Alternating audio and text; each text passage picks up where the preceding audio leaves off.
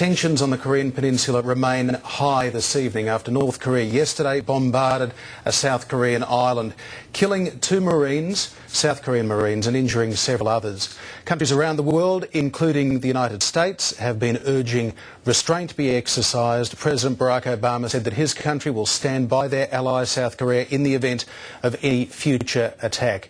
He has agreed to hold joint military exercises with Seoul as well as a first response to this provocation.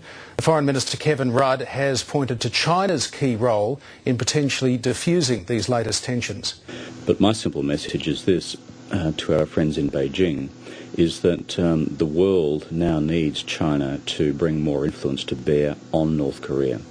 And we, as friends and partners and allies of the United States, and both Japan and the Republic of Korea have formal alliance relationships with America, as do we, are watching these events very, very closely. Foreign Minister Kevin Rudd earlier today. Tom Switzer, to you first on this. What do you make of this incident, and specifically, given your expertise, what the response of the United States should be from here? Well, Kim Jong-il is literally on his deathbed, and he has passed the torch, so to speak, to his son.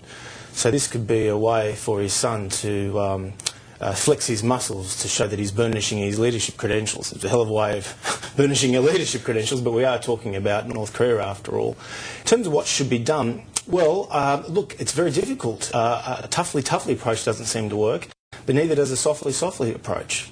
I think the six-party process should still keep going, but one thing I would say is that however unhinged the North Korean leadership is, I think that containment and deterrence can still work against a rogue state.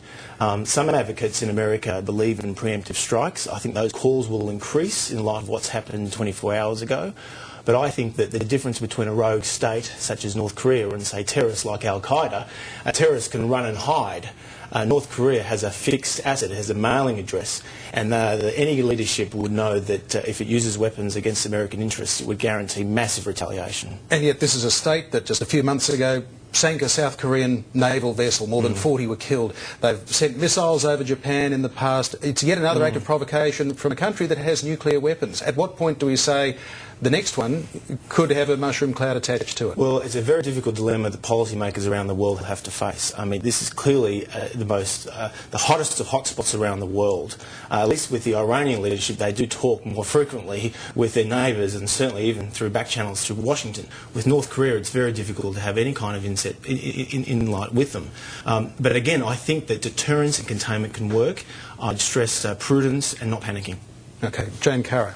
Yeah, I think Tom's right. They seem to be a nation that could almost disappear. You know how they're very isolated. They keep themselves right away from the rest of the world. And this seems to be one way of making sure that we don't forget them. Every now and again they pop up, do something horrendous and really terrifying, and attract the world's attention to them. The rest of the time they kind of fall off the radar a bit because they are so isolated. And they do weird things like that awful kidnapping of Japanese civilians that went on for such a long time. And they just disappeared. And then they suddenly seem to get a little bit warmer and, you know, hand some of them back and make a few kind of friendly gestures. And then they go back. They're a quite bizarre nation, but I can kind of see a sense to it. It's a way of reminding us all the time, don't take us for granted, we can do something really strange and unexpected at any time, both positive and negative. And that's a powerful way for a country to behave internationally, because it keeps everybody edgy, not knowing how to deal with them. Annabelle Crabb in Canberra, how would you characterise the response down in Parliament today? Well, it's been pretty strongly pro-South Korea. There's been, Julia Gillard made a statement at a press conference before she started talking about the National Broadband Network, calling for a measured response, congratulating South Korea on its handling of the situation so far. I think that this is a real issue for China. This is an opportunity for China to show some leadership. Certainly this is the approach that Kevin Rudd's taking, because really, we're talking about softly approaches that don't work and toughly approaches that aren't really available. I mean, who around the globe has the resources to sink into some sort of crazed battle with North Korea and some teenage not quite teenage, but a young newcomer to the throne who's 26. looking for attention and perhaps some sort of identity establishment.